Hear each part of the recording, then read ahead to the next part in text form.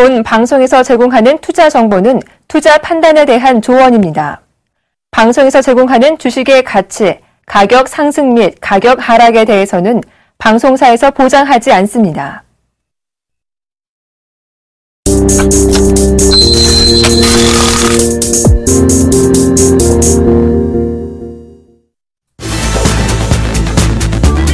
안녕하십니까. 막상막하 투맨쇼의 예병군 멘토입니다. 예, 안녕하세요. 김용준입니다. 예, 온 나라가 슬픔에 빠져 있습니다. 저희도 지금 실종자들의 무사 귀환을 바라면서 저희가 노란 리본을 달고 나왔는데요. 노란 리본 참 선명하게 잘 어울리십니다. 예.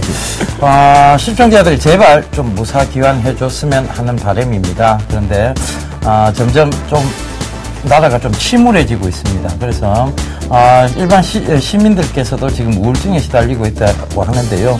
이럴 때는 웃음이 가장 큰 보약이고 회복약이라고 합니다. 그래서 여러분 이 프로그램 시청하시면서 많이 웃으시고 그리고 많이 좀 활기를 찾으셨으면 좋겠습니다. 그죠? 꼭 좀 참고하시고요. 자, 참여 방법 좀 알려주시죠. 예. 사실 웃을 수 있는 방법은, 그러니까 사실은 그냥 얼굴로 웃는 게 아니라 마음으로 웃는 방법이 있습니다. 그렇습니다. 주가가 폭등하면 됩니다. 아유, 그럼요. 주가가 폭등하면 바로 웃습니다. 네, 근데 크게 웃지는 않지만 마음속으로 좀 웃을 수 있는 일들을 저희들이 만들도록 하겠습니다. 자, 참여 방법, 안내해 드리도록 하겠습니다. 전화 02-3153-2611에서 2번이고요. 무료 문자는 013-3366-0110. 서울경제TV 홈페이지 www.sentv.co.kr입니다.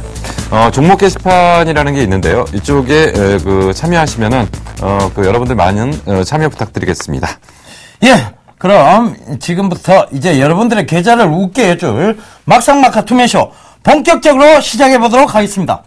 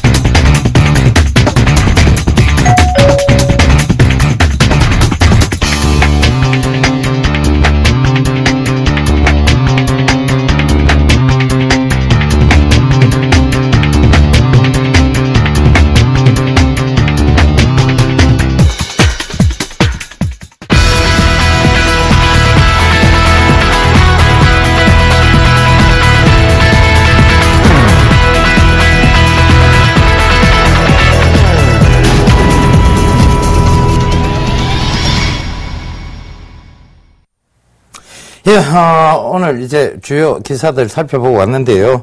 자, 오늘 장은 전체적으로 보면, 시작 때는 좀 약세장이었다가 장 후반으로 갈수록 강세장을 좀 만들어 놨습니다. 그만큼 이제, 시장이 전반적으로 대세 상승의 어떤 가닥들을 잡아나가고 있는 것이 아닌가. 시중에서 지금 말들이 많습니다. 김용준 멘토님, 네. 오늘 장 이제 어떻게 보셨는지 간략하게 좀 얘기해 주시죠. 오늘은 제가 사실은 못 나와가지고요. 집에서 봤습니다. 예, 늘 집에서 보시고, 잘 보시고 이러시더라고요. 예, 앉아서 보시고.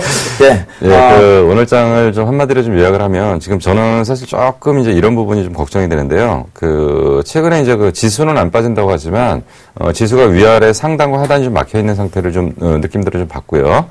그리고 전체적인 거래량들이 좀 감소하고 있다. 그래서 이걸 한마디로 좀 정리를 해보면, 한마디로 좀 정리를 하면 실적 발표를 앞둔 상태에서 전체적인 관망 분위기가 좀 이어지고 있다라고 일단 정리를 할 수가 있습니다. 자, 근데 이제 여기서 이제 계속적으로 이제 논쟁이 되는 부분들이 결국 뭐냐면, 그러니까 실적 발표 이후에 어떻게 될 거냐라는 얘기를 좀 했을 때는요. 사실 이제 그 대부분 이제 항상 늘 그럽니다. 늘 그런 게 뭐냐면, 2013년도도 시작할 때 뭐라고 했냐면, 1, 4분기가 제일 나쁘고, 2, 4분기, 3, 4분기, 4, 4분기 좋대요. 근데 뚜껑 열어보니까 안 좋았거든요. 근데 14년도 또 뭐라고 하냐면 1, 4분기가 최악이고 계속 좋아질 거랍니다. 근데 지금 사실 우리나라는 수출 주도형 국가이기 때문에 수출에 집중되어 있는 상태에서 환율의 여건 굉장히 위험합니다. 지금 사실은. 그러니까 지금 이제 이 환율의 여건들이 뭐라고 얘기를 하냐면 외국인들이 자금을 밀고 들어오기 때문에 환율은 이럴 수밖에 없다. 근데 원화 강세라는 것은 반드시 치러야 될 것이 뭐냐면 수출 경쟁력이 약합니다. 그렇기 때문에 수출 주도형 나라에서는 상당히 어려운 국면이 있고요. 그러면 그 가격 경쟁력을 뛰어넘어서 더 강한 어떤 매력을 보일 수 있는 그런 어떤 업체들이 있다고 한다면 경쟁력이 있지만 당장 크게 눈에 보이는 부분들은 좀 없다라고 일단 판단이 됩니다.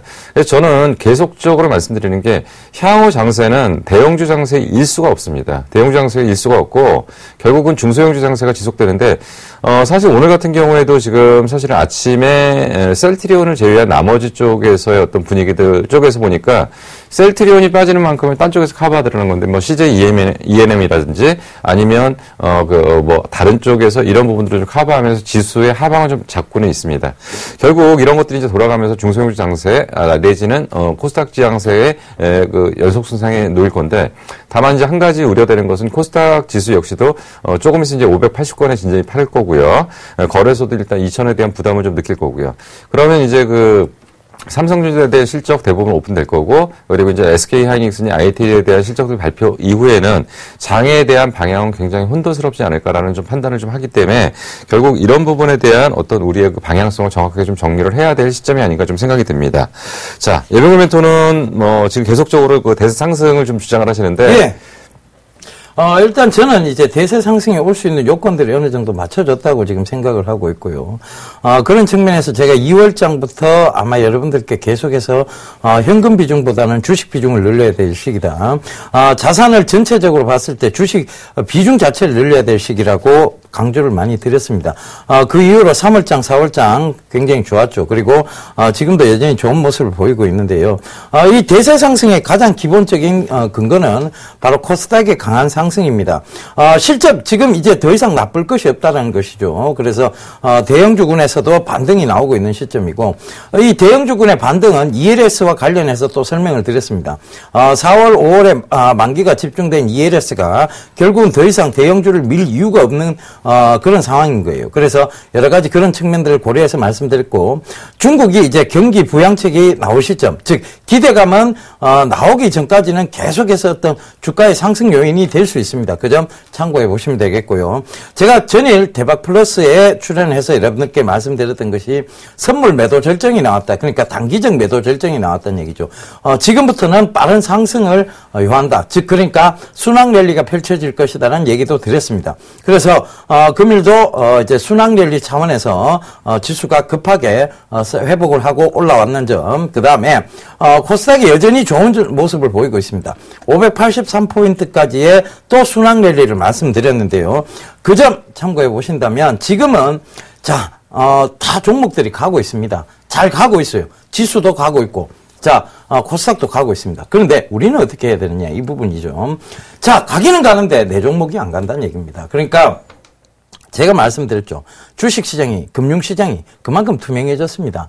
가더라도 다 가는 시장이 아니고 내리더라도 다 같이 내리는 시장이 아닙니다. 선별적 상승장이 이어지고 있는 만큼 여러분들께서 그 선별적 상승장에서 제대로 된 상승 구간을 맛보시기 위해서는 이 프로그램 막상막하 투맨쇼를 제대로 시청하셔야 된다라고 저는 강력하게 주장해 드리고 있습니다.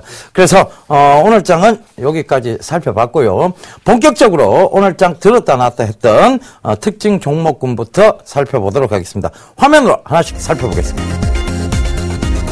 첫 번째 종목 SK하이닉스인데요.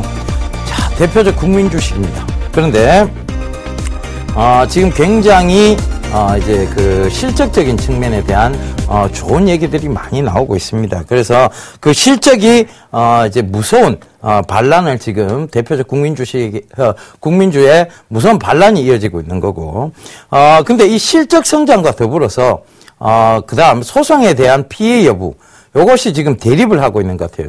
그래서 올라가는 구간에서 툭 떨어지고 다시 떨어진 구간에서 실적 때문에 다시 오르고 올라간 구간에서는 다시 소송의 이유를 잡고 툭 떨어뜨리고 이런 상황이 지속되고 있는데요. 이 점에 대해서 김영준 멘토님과 얘기 나눠보겠습니다. 김영준 멘토님, 네. 이거 뭐 실적이 우선이라고 봐야 되겠습니까? 소송이 우선이라고 봐야 되겠습니까? 성장성이 우선입니다. 예, 성장성. 예. 실적과 이제 그다음에 소송하고는 무관한 이제 성장성이 우선이다라고 얘기를 해주셨습니다. 사실 이제 SK 하이닉스 같으면 이제 대표적인 국면주이면서 제가 거의 이제 입사 초기 때, 그러니까 증권회사 입사 초기 때 겪었던 종목인데요. 자, 이게 뭐냐면요. 사실은 SK 하이닉스가 이제 예전에 이제 현대전자죠. 현대전자 때 사람들이 절대로 망할 일 없다. 예. 그랬던 게 이제 사실은 현대의 자존심을 지금 상하게 만든 종목이고, 결국은 이제 이게 현대전자가 결국 SK한테 넘어가는 상황까지 지금 벌어졌습니다. 근데 지금 여기서 이제 저는 한 가지 포인트를 좀 갖고 싶은 게요. 실적은 대단히 좋아질 것 같습니다. 그러니까 말씀하신 것처럼 1분기 실적 지금 9,500억, 영업이익 기준으로 9,500억에서 1조 사이를 지금 바라보고 있다고 그러는데, 지금 계속적으로 이제 시점이 가까우면서, 이제 24일 날 정도 실적 발표인데, 시점이 가까우면서 무슨 얘기냐면, 계속 이제 9,500억에서 1조, 그러니까 1조에 가까운 영업이익을 낼 거다라는 얘기를 계속적으로 각 증권회사에서, 보고서를 지금 써내고 있고요.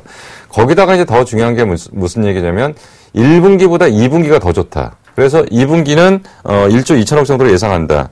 자, 그러면 지금 우리가 봤을 때 4분기 연속으로 봤으면은 지금 이제 영업이익 기준으로 이 정도면 보면은 IT가 상반기에 나쁘고 하반기에 좋다라는 얘기를 하면은, 그러면 이제 최소한 영업이익 4조 원 정도에 순이익 3조 원 가까이 나올 거라고 본다면 이 회사의 시가총액은 얼마가 나와야 되냐면 30조 정도가 나와야 되겠죠.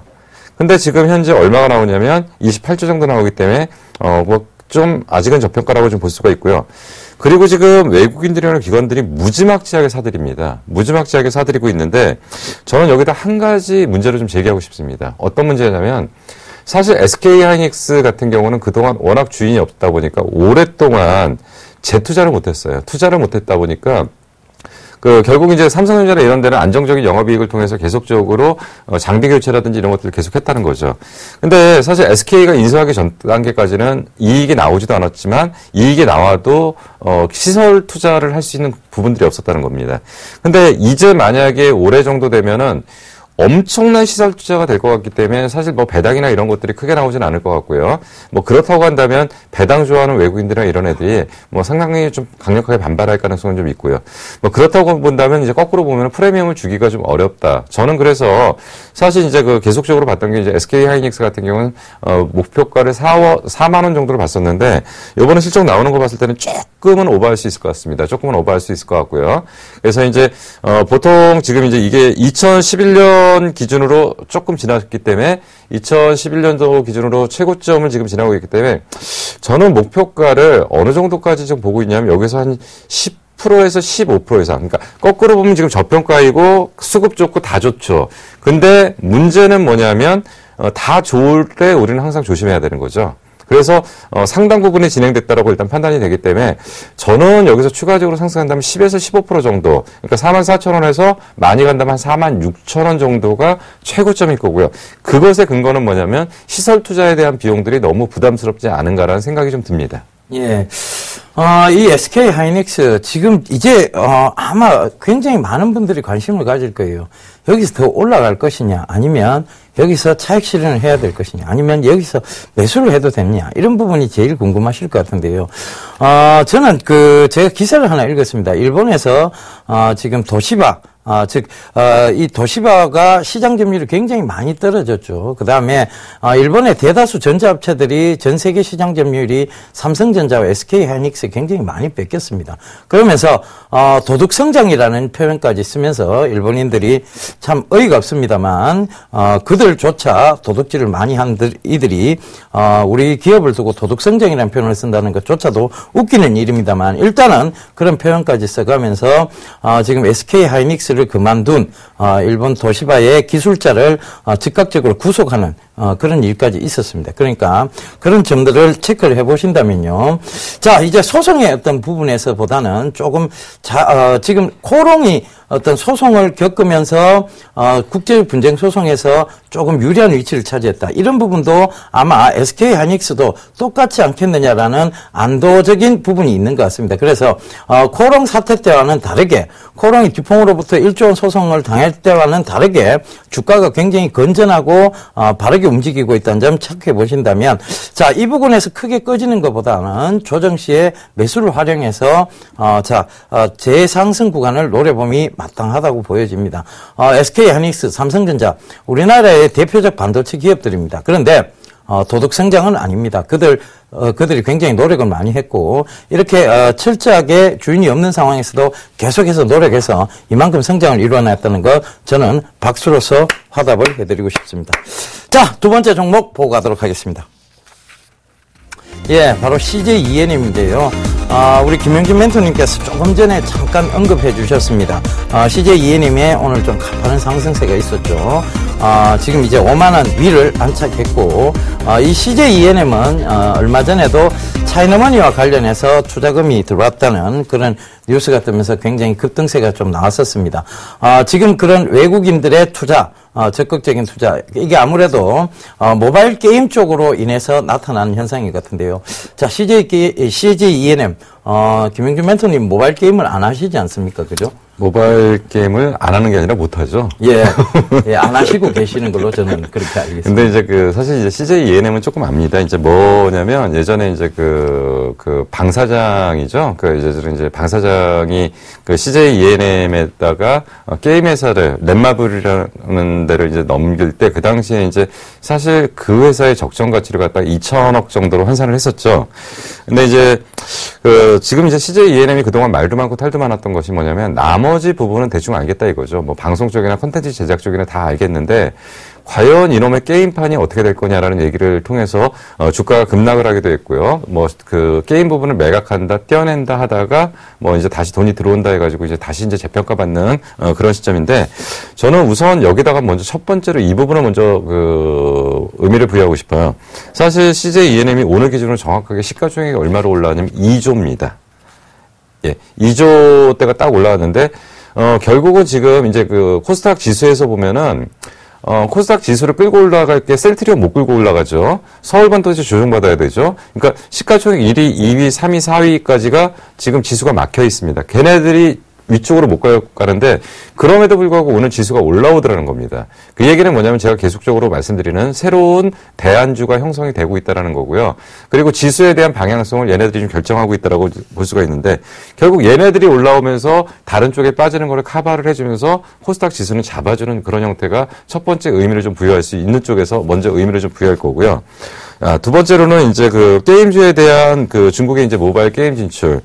근데 좀 이름이 좀 그렇습니다. 뭐 다 함께 차차차도 아니고 다 함께 퐁퐁퐁이에요. 예. 조금 이름이 좀 그렇긴 한데 하여튼 이거에 관련된 쪽에서 근데 뭐 중국 애들이 이런 걸 좋아하나요? 퐁퐁퐁. 그러니까 이제 좀 여는 발음 이런 걸 좀 좋아하죠.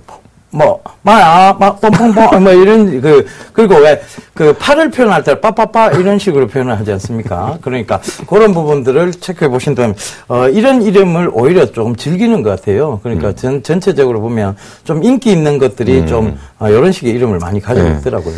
이게 뭐 이제 지금 이제 의미를 부여하는 거는 이제 결국 이제 게임 관련 쪽의 로열티 수입이 당장 1분기에는 아니지만 2분기부터 본격적으로 들어온다. 그래서 성장성이 있다.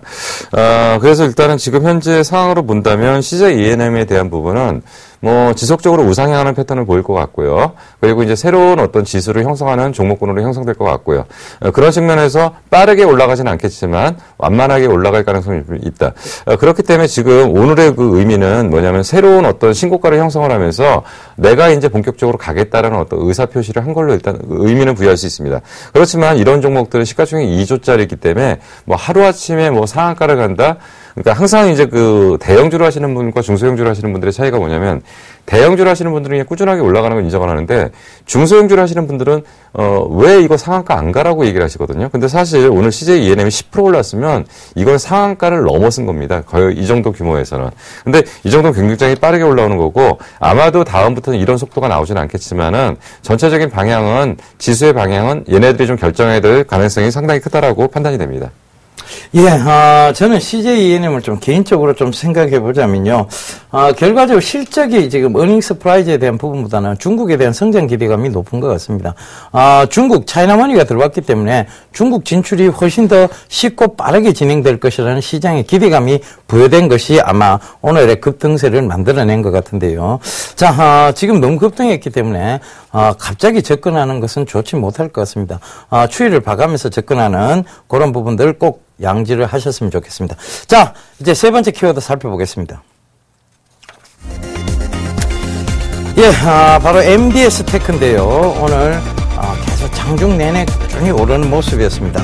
이 MDS 테크는 제가 이 막상막하 투맨쇼에서 한번 여러분들께 소개시켜드렸던 종목인데요.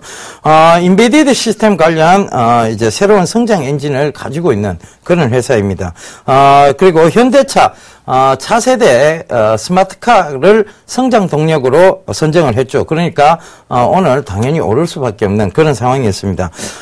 차량용 인베디드 소프트웨어를 가지고 있는 회사인데 이것이 지금 인포테인먼트라고 해서 인포메이션 즉 정보와 엔터테인먼트의 합성어가 돼서 인포테인먼트라는 새로운 영역의 부분들을 활성화하고 있다는 점도 동사의 주가에 긍정적인 역할을 한 것 같습니다.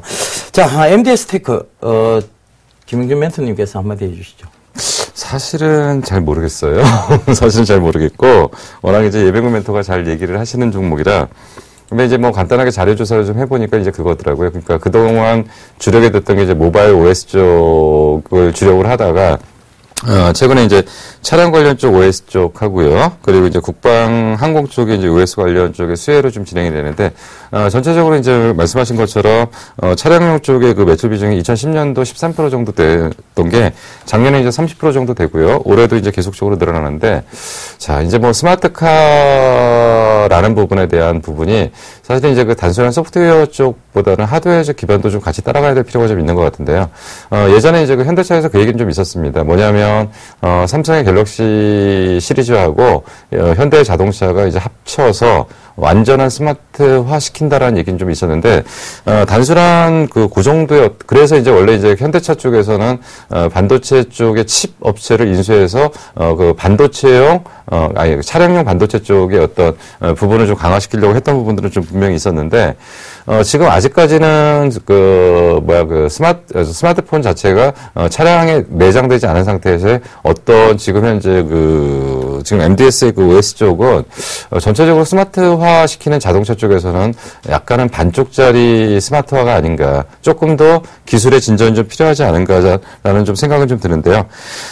일단 뭐 기관수가 긍정적이고요. 그리고 전체적인 상황들은 긍정적인 상태에서 영업이익은 지금 상당히 이제 긍정적으로 올라오고 있는 상태. 그래서 뭐 현재 기준으로는 그렇게 뭐 고평가 영역은 아니기 때문에 뭐 추가적인 상승 여력은 충분히 존재한다라고 판단이 됩니다. 예, 저도 그 생각에는 동의를 하고 있습니다. 추가적 상승력 충분하죠. 왜냐하면 지금 여러분들 사물 인터넷 굉장히 시장이 큰 이슈가 되고 있습니다. 시장 자체가 굉장히 큰 시장입니다. 사물 인터넷이.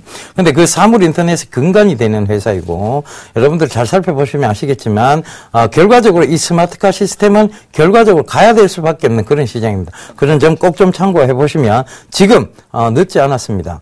이 종목은 추가적 상승력이 충분히 있다라고 판단되어지니까요. 여러분들이 조정 시 잘 매수하시는 전략 잡아보시면 좋겠습니다. 자, 지금까지 오늘장 특징 종목 살펴봤고요. 이제 우리 멘토들 수익률 점검에 나서 보도록 하겠습니다. 화면으로 보시죠. 4월 20일 화요일 막상막하 투맨쇼 포트폴리오 수익률 확인해 보도록 하겠습니다. 먼저 예병구 멘토의 포트폴리오입니다. 지난 18일 오뚜기 종목을 포트폴리오 신규 종목 편입 준비로 매도 의견을 주셨죠. 다음날 시초가인 41만 5천 원에 0.2%의 확정 수익으로 매도 처리가 되면서 현재 포트에는 5종목이 편입되어 있는 상황입니다. 전 종목 모두 보유 의견 주셨습니다. 다음은 김용주 멘토의 포트폴리오입니다. 현재 포트에는 5종목이 편입되어 있는데요. 그중 ICD 종목을 포트폴리오 신규 종목 편입 준비로 내일장 시초가에 매도 의견 주셨습니다. 내일장 전략에 참고하시길 바랍니다. 다음은 오늘장 막상막하 투맨쇼 멘토별 포트폴리오 수정사항입니다.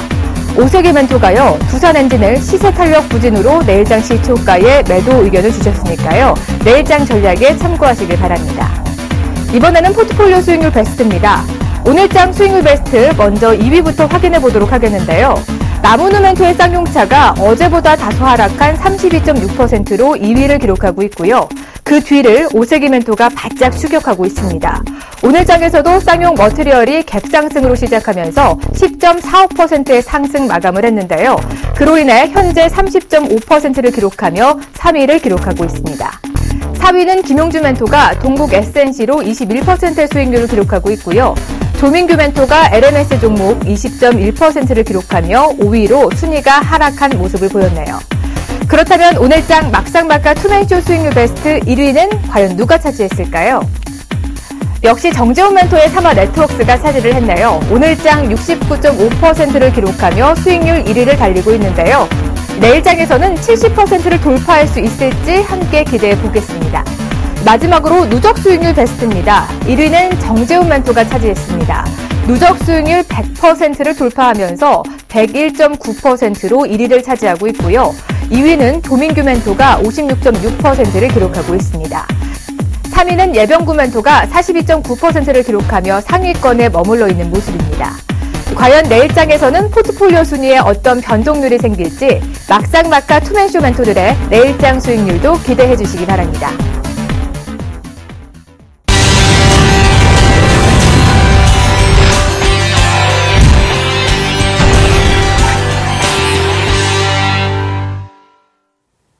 예.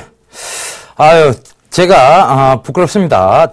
그래도 끝까지 여러분들 저를 지켜봐 주셔야 됩니다. 저는 대기만성. 자, 큰 그릇은 늦게 이루어진다. 그거 아시죠? 그죠? 그런데, 잘 못 달리고 있는 것은 아닙니다. 3위로 지금 달리고 있고요. 누적 수익률에서요. 자, 우리 같은 팀이죠. 정재훈 멘토가 누적 수익률 100% 기록한 것에 대해서 다시 한번 축하드리도록 하겠습니다. 자, 쓸쓸한 박수네요. 자, 일단은, 제 포트폴리오 좀 살펴보도록 하겠습니다. 바텍이 지금 제일 좋은 성적을 기록하고 있습니다. 계속 조금씩 꾸준히 올라오는, 즉, 신압으로 올라오고 있는, 나도 모르는 사이에 조금씩 올라오고 있죠. 그죠? 일동제약도 여전히 좀 좋은 모습들이고, 한신기계 여전히 좋은 모습입니다. 오뚜기 단기적으로 접근했죠. 대형주 단기 매매하자는 의미에서 단기적 접근해서, 그렇게 큰 움직임이 없어서 일단은, 포트폴리오 구성 차원에서 매도를 했습니다. 그런데, 그 이후에 바로, 목표가인 2, 3%대는 어느 정도 올라왔다는 거, 그거 참고를 하시면 되겠고요. 에코플라스틱이 좀 빠졌어요. 요거 AS 좀 살펴보도록 하겠고요. 그 다음, 오이솔루션이죠. 지난주, 목요일 날입니다. 지난주 목요일 날 여러분들께 제시해드리고 나서 바로 급등이 좀 나왔던 그런 종목, 금요일 날 급등이 나왔었죠. 그런 종목인데, 요거하고 두 종목을 제가 AS를 좀 빠르게 해드리도록 하겠습니다. 자, 일단, 오이솔루션부터 AS를 좀 해드리겠습니다. 광트랜시버라고 얘기했습니다. 사물인터넷의 근간, 이 동사도 사물인터넷의 근간이죠. 광트랜시버가 뭐냐면, 전자신호를 광신호로 바꿔주고, 광신호를 전자신호로 바꿔주는, 결과적으로는 통신 쪽에서는, 꼭 필요한 부품이라고 말씀드릴 수 있겠습니다. 그러니까 부품 소재 섹터인데 결국은 통신 부품 쪽입니다. 그 점 참고를 해보시면 지금 제가 요 종목을 투자 포인트를 잡아드릴 때 삼성전자 이재용 부회장과 시스코 회장의 만남에 대한 부분까지 말씀을 드렸습니다. 이 오이솔루션 같은 경우에는 빅 8개의 큰 세계적 업체를 매출처로 확보를 하고 있습니다. 중국의 화웨이도 있고요. 그 다음 미국의 시스코, 그 다음 삼성전자, 에릭슨, 그 다음에 지금 이런 회사들을 전부 매출처로 확보하고 있다는 점도 여러분들 동사의 매력 포인트로 잡아보시면 되겠습니다. 그래서 지속적으로 상승 가능형이다라고 말씀드리겠고요. 이 2만 원이 깨지지 않고 계속 상승을 이어갈 수 있는, 즉 급등 이후에 피로감에 의해서 살짝 지금 횡보가 나오고 있는 구간이지만 이 횡보 에너지 축적을 하고 다시 언제든지 올라갈 수 있는 그런 패턴임을 여러분들 알아주셨으면 좋겠고요. 자, 그 다음 에코플라스틱입니다. 지금 차량 경량화 꼭 이루어져야 될 섹터인데 결국은 건전한 조정 구간에 들어와 있습니다. 그러니까 이 22평을 직선으로 꼽아보면 자, 여기서 22평 직선 부분과 조우하고 바로 리바운딩이 나왔고 조우하고 리바운딩이 나왔죠. 그러면 내일쯤 되면 이게 여기서 시가에 출발한다 하더라도 바로 22평가 좋아하는 구간이 나옵니다. 그러면 이게 리바운딩이 충분히 나올 수 있는 구간이라는 얘기죠.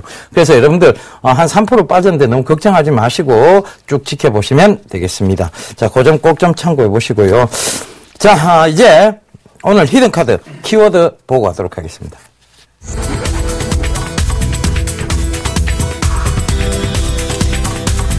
예, 첫 번째 키워드 반도체네요.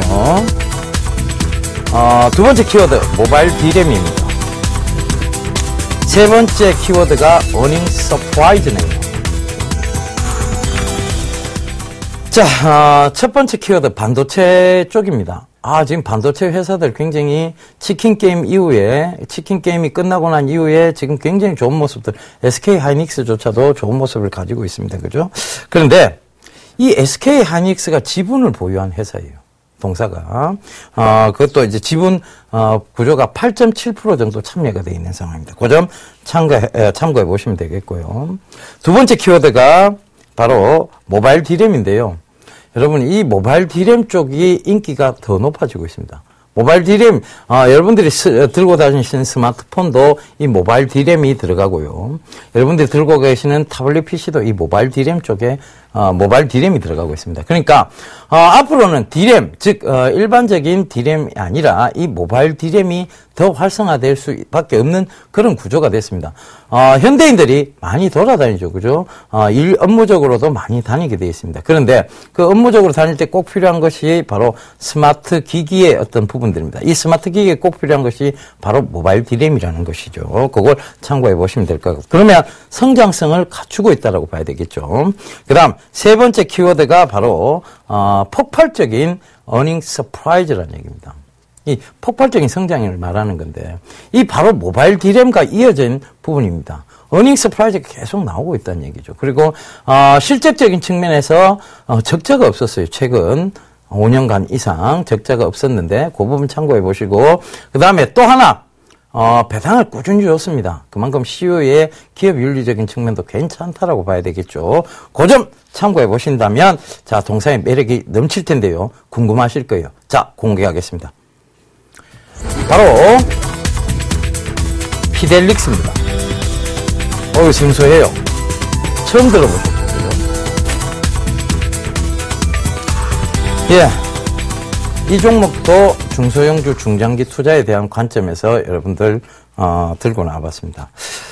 이 동사 같은 경우에 굉장히 작은 모바일 D램을 생산하는 그런 회사입니다. 낸드 플래시를 생산하는 회사인데 이 작은 게 어디 들어가냐? 카메라 모듈 쪽에도 들어가고요. 그 다음에 스마트 기기 쪽에도 들어가고 굉장히 많이 들어갑니다. 그런데 여러분들 앞으로의 이 D램 시장은요. 굉장히 소형화되고 방막화되는 그런 쪽이라고 보시면 되겠습니다. 그러니까 얇아지고 작아진다는 얘기겠죠. 그죠?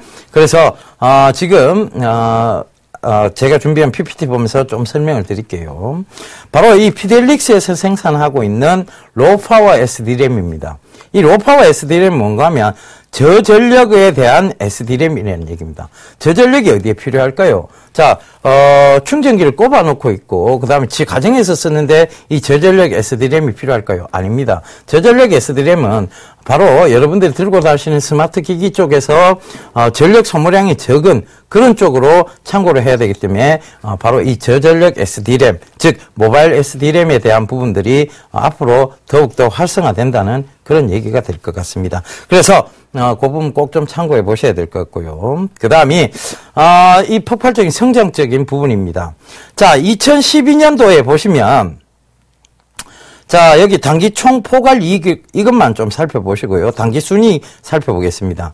자, 단기 순이익 보시게 되면 2185억에서 12년도죠, 그죠? 13년도 보면 4,737억입니다. 그러니까 이런 점도 참고를 해보셔야 될 것 같아요. 그래서 이 동사 같은 경우에 충분히 상승 여력이 있다는 부분, 그리고 폭발적인 성장인데도 불구하고 지금 굉장히 아직 시가총액이 작다는 부분도 여러분들 참고해 보셔야 될 것 같습니다. 물론 시가총액이 작다고 해서 100억, 200억짜리의 소형 회사는 아닙니다. 그 점 참고해 보시고요.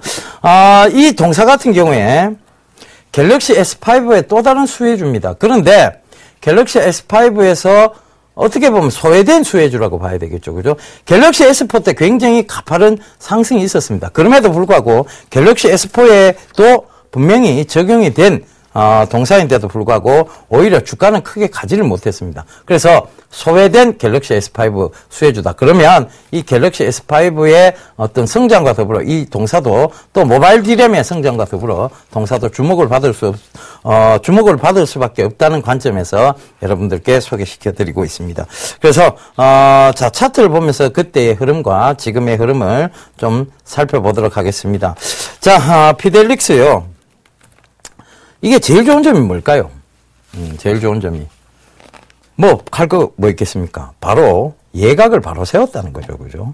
야, 이제 예각 세웠습니다. 그죠? 그 점 참고해 보시면 되겠고. 자, 거래량 같이 수반이 됐습니다. 근데 요걸 조금 확대를 해 볼게요. 이때 왜 이렇게 올라갔느냐에 대한 부분입니다. 이때도 거래량을 갑자기 수반하면서 크게 올라간 부분 보이실 겁니다. 그래서 이 부분과 거래량의 어떤 상관관계. 자, 살펴보시면 되겠죠. 그죠? 그런데 이 부분 왜 갑자기 크게 올라갔느냐? 왜 시작되었느냐? 이것이 바로 갤럭시 S4 관련해서 이만큼 올라간 것입니다. 그런데 지금은 갤럭시 S5가 출시됐음에도 불구하고 최근까지 흐름이 없다가 바로 오늘 거래량을 굉장히 강하게 수반하면서 크게 올라갔다는 점입니다. 그럼 이제부터 본격적인 시작 구간인데 가능하면 조금 눌려지는 구간에서 여러분들께 매수를 권해드리고 싶습니다만 지금 이거는 폭발적인 성장으로 인해서 오히려 낮은 구간에 매수를 하면 오히려 매수를 못 하실 경우가 생길 것 같습니다. 그래서 오늘 종가 부근 싸게 잡자는 거 아니에요. 종가 부근에서 어떤 기준을 한번 잡아보자는 얘기인데 여기서 살짝 올라간 부분이라도 매수가 가능하다는 점 좀 참고를 해보시고요. 매수가는 일단 종가 부근으로 잡겠습니다. 2,955원으로 잡겠는데요. 이 2,955원이 아니라면 3,000원까지도 매수 영역대는 조금 넓혀 놓으시는 게 맞습니다. 그리고 목표가는 일단은 1차적 목표가입니다. 3,520원 정도 잡아 드릴 테니까요. 목표가 예각기법에서 의미 있다 없다? 없다. 자, 그러면 손절가만 명확히 하시면 되겠습니다. 손절가는 2,680원 잡아 드릴게요. 여기가 무너지면 결국은 또다시 밋밋하게 흘러갈 수밖에 없는 그런 시장에서 소외받는, 즉 소외받은 갤럭시 S5 수혜주로 계속 남을 수밖에 없는 그런 기업입니다. 피델릭스 여러분들도 잘 모르고 저도 자료를 아무리 찾아보려고 해도 기업체에서 나온 자료들, 즉 증권가에서 나온 자료들이 별로 없습니다. 이것 역시 동사의 어떤 매력 포인트라고 할 수 있겠죠. 왜? 그만큼 사람들이 모르기 때문에 숨어있는 진주라고 볼 수 있겠습니다. 그 점 꼭 좀 참고해 보시고요. 그래서 지금까지 제 히든 카드는 피델릭스였습니다.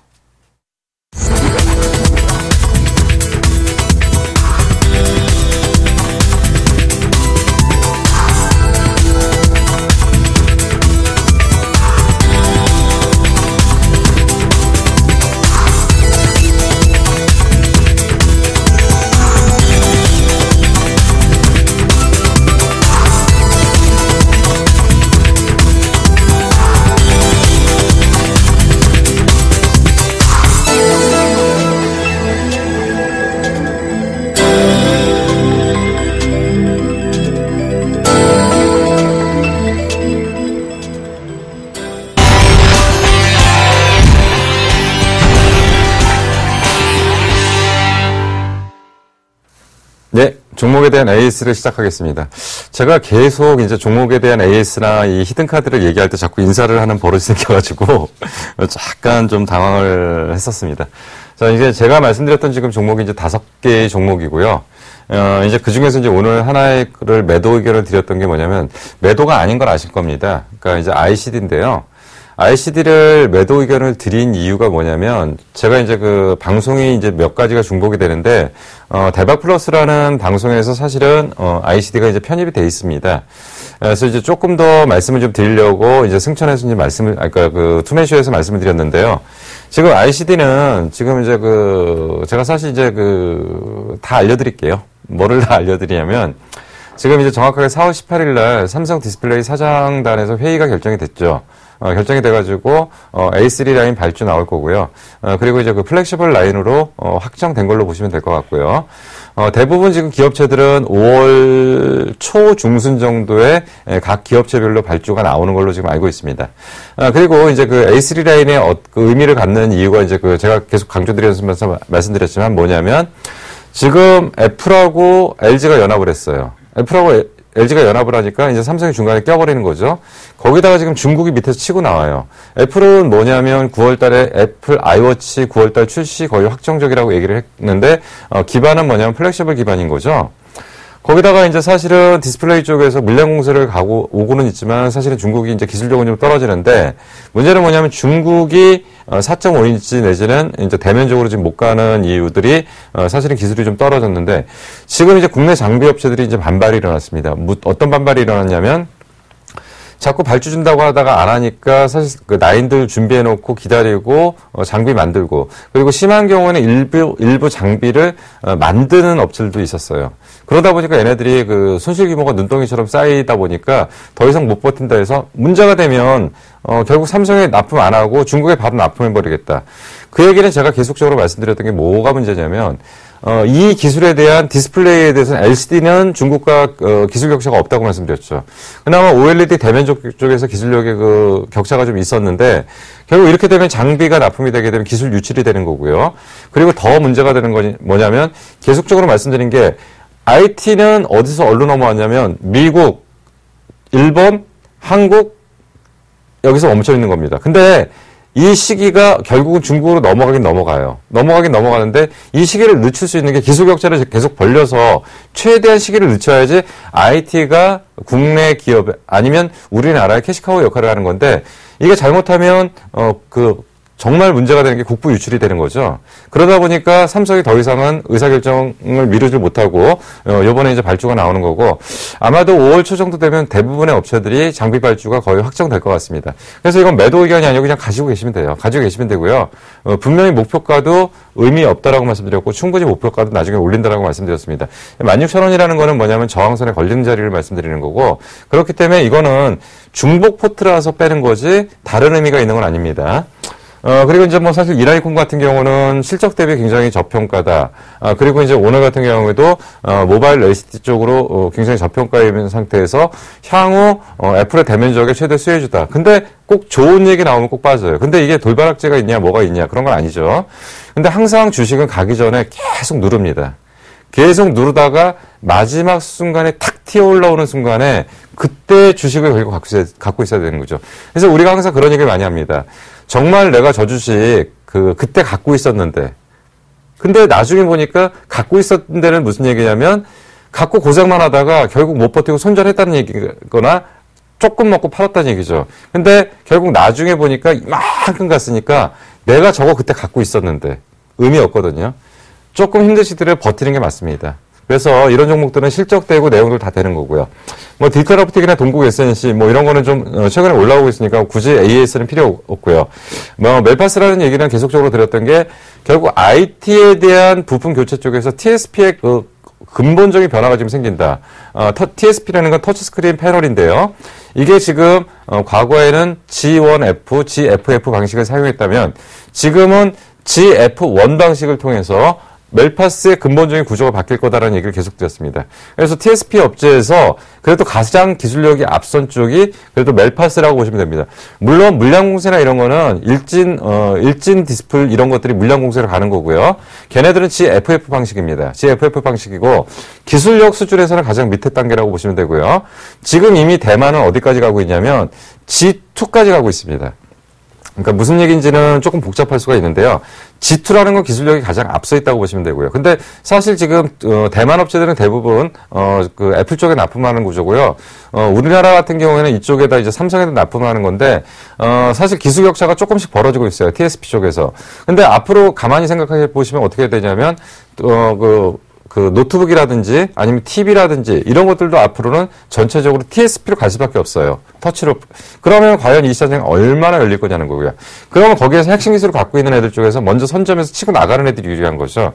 그래서 지금 말씀드리는 게 기억하실 게 올해의 TSP의 화두는 GF1이라는 걸 기억을 하실 필요가 있고요. 이게 본격적으로 시장에서 인정을 받고 탄력을 받기 시작하면 또 새로운 국면이 전환될 거다. 이렇게 좀 정리를 해드리겠습니다. 그래서 뭐 굳이 차트는 열지는 않겠고요. 이 정도까지만 가면서 바로 히든 카드 종목으로 넘어가도록 하겠습니다. 네, 첫 번째 키워드입니다. 새로운 성장 엔진입니다. 수급이 굉장히 좋아졌어요. 세 번째는 카지노입니다. 자, 이제 항상 이제 그 기업은 기본적인 전제가 뭐야 되냐면 기존에 하던 게 잘 돼야 돼요. 기존에 하던 게 안 되는 상태에서 미래의 꿈만 먹고 사는 건 안 되죠. 그래서 제가 가장 많이 쓰는 단어가 뭐라고 말씀드리냐면 상업화가 전제된 성장성이라는 얘기를 지속적으로 드리겠습니다. 어떤 방송이든지. 근데 거기다가 또 항상 얘기하는 게 뭐냐, S커브 이론이라는 걸 얘기를 많이 해요. 무슨 얘기냐면 지금까지 상승한 거, 그러니까 삼성전자가 스마트폰 때문에 상승을 했는데 그 다음이 뭐냐는 거죠. 그 다음이 없으면 삼성전자는 못 간다는 얘기를 하는 거고, 스마트폰만한 게 또 올라오면 삼성전자의 주가는 또 갑니다. 근데 이걸 갖다 S커브 이론이라고 하는데 또 새로운 성장 엔진, 또 새로운 성장 엔진, 이게 붙어야지만이 기업은 계속적으로 성장합니다. 근데 지금 말씀드리는 종목은 기존 하던 게 잘 됐어요. 기존 하던 게 잘 됐고 돈도 많이 벌어요. 근데 여기다가 새로운 성장 엔진이 지금 확보가 되고 있습니다. 그래서 이게 또 한 번의 기회를 줄 거다라는 겁니다. 자, 두 번째 키워드입니다. 수급 양호입니다. 다 좋은데 그런 것들을 반영을 시켜주는 방법이 결국은 메이저의 수급이죠. 그래서 기관과 외국인의 수급을 이제 그 직접적인 매수 타이밍을 잡을 때는 좀 체크를 해야 될 필요는 있습니다. 물론 중장기 투자를 할 때는 바닥에 사는 거는 기관이나 외국인의 수급을 찾기가 어렵지만 어느 정도 바닥에서 탈피한 상태에서는 과연 이것이 이제 본격적으로 상승하려면 그에 상응하는 기관과 외국인의 수급이 따라줘야 되는데 지금 보니까 거기까지 지금 따라오고 있다는 겁니다. 자, 세 번째 키워드입니다. 카지노입니다. 앞뒤 문맥하고 조금 안 맞죠? 좀 생뚱맞죠? 근데 뒷부분에 설명드리면 아마 이해가 가실 겁니다. 그래서 제가 준비한 종목은 코텍입니다. 코텍이 뭐 하는 종목인지 모르시는 분들이 있는데요. 간단하게 설명을 좀 드리면요. 코텍이라는 거는 카지노하고요. 그리고 의료 장비 쪽에서의 모니터를 주로 만드는 회사라는 얘기고요. 그래서 제가 앞부분에서 뭐라고 말씀드렸냐면 기존에 하던 걸 갖고 돈을 많이 벌었어요. 그리고 계속적으로 매출이 늘어나면서 계속적으로 이익이 늘어나는 구조고요. 그렇다고 해서 또 지금 절대로 고평가냐? 아닙니다. 그래서 그 내용들을 좀 말씀을 좀 드리도록 하겠습니다. 자, 실적 기준으로 먼저 이게 저평가인지 고평가인지 얘기를 좀 해야 되죠. 그래서 제가 퍼라는 얘기를 좀 상당히 많이 합니다. 현재 오늘 기준으로 시가총액 2,000억입니다. 근데 13년 매출 1,700억에 영업이익 207억이요. 요게 2,000이 아니라 200입니다. 여기 오타입니다. 그래서 207억이면 적정 주가가 뭐냐면 2,000억 정도 나와야 되는 거죠. 그러면 14년 매출 기준으로 2,100억에 영업이익 270억. 그러면 2014년도 기준으로 저평가죠. 현재 이거는 자산 가치를 반영한 영업 가치만 얘기를 하는 겁니다. 그래서 이 정도면은 저평가라고 말씀드리는 거고요. 자, 제가 분명히 말씀드렸을 때 앞부분에 뭐라고 했냐면 이제 새로운 성장의 기회를 찾았습니다. 라고 하는 거죠. 지금 얘네들이 지금 하겠다는 게 이제 전자칠판입니다. 사실 그 전자칠판이라는 거에 제일 처음에 나온 게 제가 기억나기로는 한 10년 전 이상이 됐을 것 같아요. 10년 전에 전자칠판 만들고 팔겠다라고 했던 사람들이 상당히 많았는데 잘 안 팔린다라고 얘기를 했거든요. 근데 지금 어디 보니까 전자칠판을 쓰는 데가 꽤 많아졌어요. 근데 전자칠판이 현재까지는 기업체용으로 사용을 했습니다. 기업체용이나 뭐 이제 저희 같이 이렇게 이제 그 강의를 하거나 이럴 때는 전자칠판을 좀 썼어요. 근데 이거는 판매 자체가 한정되어 있는 거죠. 근데 시장은 언제 들어가야 된다고 제가 주로 말씀드리냐면 바닥에서 생성될 때 들어가는 게 아니라 바닥의 생성을 끝내고 이제 본격적으로 물건을 팔 수 있는 성장기 초기 국면에 들어간다라고 얘기를 말씀드렸죠. 이제 교육용으로 전자칠판 한 가지만 기억하시면 되는 게요. 만약에 우리나라 그 전 학교에 전자칠판이 다 깔린다면 이 전제입니다. 근데 이미 교육용으로 전자칠판 도입을 본격화시키겠다라고 하고 있고요. 그리고 이제 이런 준비들이 좀 하고 있다는 거죠. 자, 여기다가 또 한 가지 뭐가 있냐면 카지노의 모니터. 근데 지금 이제 최근에 얼마 전에 발표된 게 뭐냐면 카지노 리조트 건립하겠다고 해갖고 파라다이스니 뭐니 이런 것들이 폭등한 적이 있습니다. 근데 걔네들도 폭등을 할 수 있지만 사실은 앞으로 얘네들 카지노 모니터를 납품하는 애들인데 얘네들이 만약에 시장이 형성된다면 상당히 큰 이익이 좀 날 수 있겠죠. 자, 그래서 이 종목에 대한 방향은 매매 전략까지 바로 가도록 하겠습니다. 뭐 지금 차트를 10시간이 안 되는 것 같아갖고요. 잠깐만 보겠습니다. 예, 코텍이고요. 일단 차트도 괜찮아졌어요. 바닥에서 좀 고생을 시켰는데 박스권 뚫으려고 하는 거고요. 수급 좋아지고 있고요. 거래량 형성되고 있고요. 그래서 뭐 매매 전략은 그냥 그렇게 가겠습니다. 오늘 종가 15,450원, 현재가 매수 가겠고요. 목표가는 앞에 고점 정도로 한번 봐야죠. 뭐냐면 이게 큰 의미는 없다고 보지만 앞에 고점 정도면 저항을 받을 거라고 일단 판단이 되고요. 그래서 목표가 18,000원, 그리고 손절가는 14,000원이 이탈되지 않는 거. 뭐 비교적 좀 짧게 잡아보도록 하겠습니다. 그래서 14,000원 이탈되지 않고 18,000원까지 가고 매수가는 현재 정도까지 가고요. 자, 지금까지 제가 준비한 그 코텍이라는 종목을 설명을 드렸습니다.